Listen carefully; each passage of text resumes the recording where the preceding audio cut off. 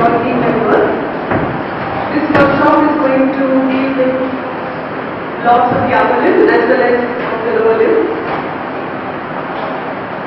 Both PAS guided and non-guided. Right.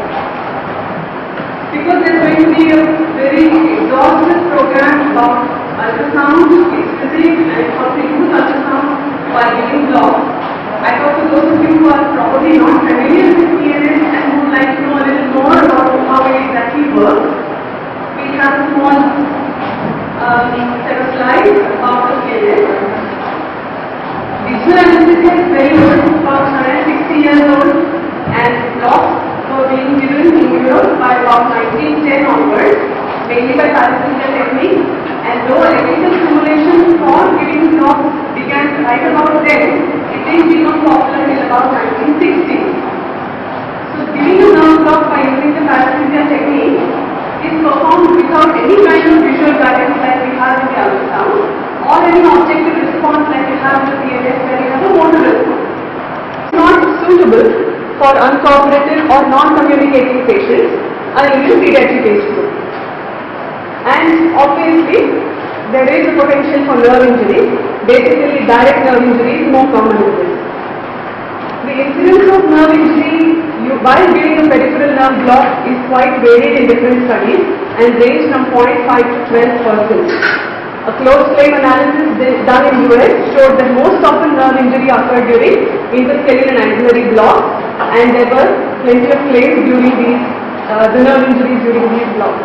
Therefore, this evolution of trying to find a visual guidance and trying to avoid the needle hitting the nerve and injuring the nerve has come up. So the aids that are used while giving peripheral nerve blocks are most popularly the peripheral nerve stimulator or ultrasound. Basically, they help in locating the nerve and document the proximity of the needle to the nerve, and to know that the needle is not inside the nerve, and to also see, if you are using an ultrasound, how well the fluid, the local anesthetic that you are giving, is moving around near the nerve sheath.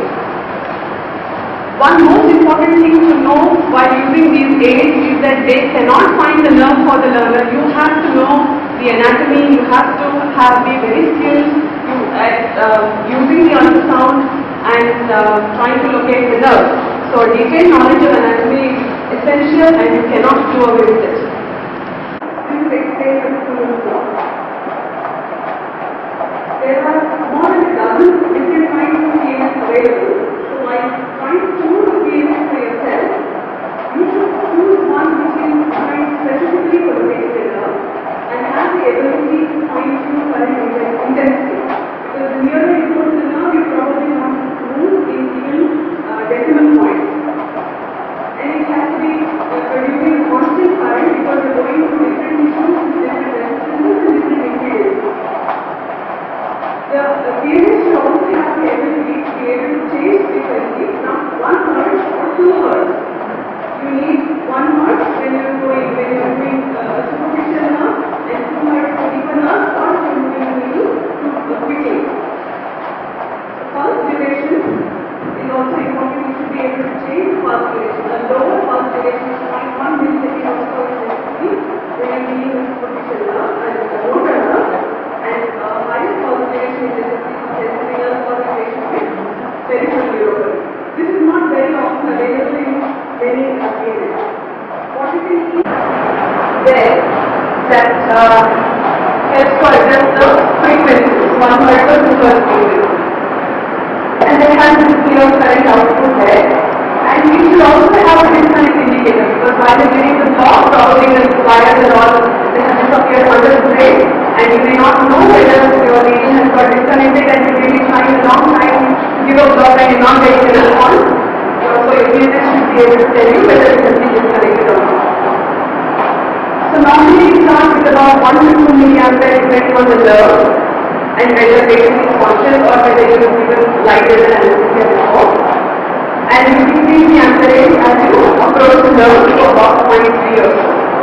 Normal pulse duration that we use is 0.1 milliseconds. Like I said, generally you can't alter it in many, but there are some PAS available that you can alter the pulse duration. Sizes 2.5, 5 5, 10 centimeter or 15 centimeter. With given of 15 or 30 degrees, the shot given runs 6 needles and a sheet is set on holding. So that the entire needle is insulated except for the tip which is near the nerve. Normally we use 22 gauge needles in adults and 25 gauge is available for pediatric patients. So there are indications using CNS. So first we are going to have a set of orientation blocks.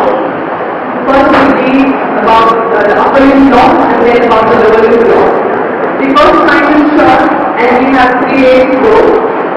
We have restricted ourselves to the most popular and most commonly or most interesting block. So first will be classified as blocks above clavicle, blocks below the clavicle and then the lower limb block. These are didactic lectures which we expect to finish by about 11:30 or 12.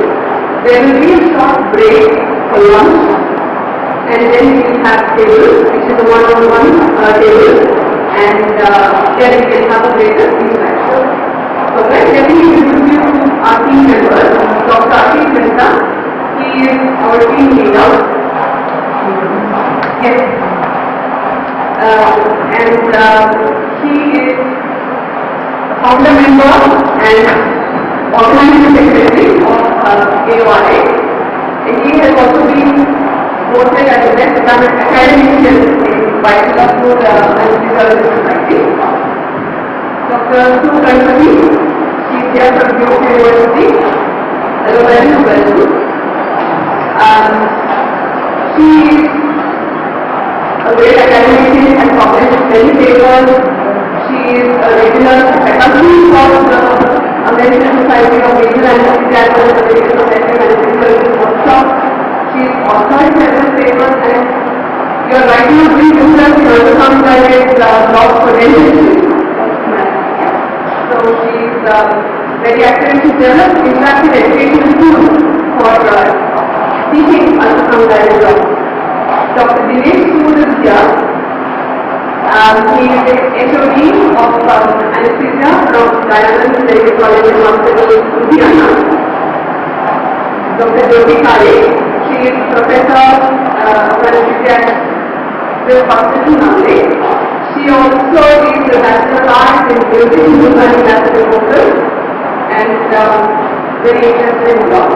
I am Mansi Panchwat and Rakhi Datta is yet to join us, but after having passed her PhD, she will be developing scientific work with PLS. She has done her postdoctoral fellowship in pain, anesthesia, pain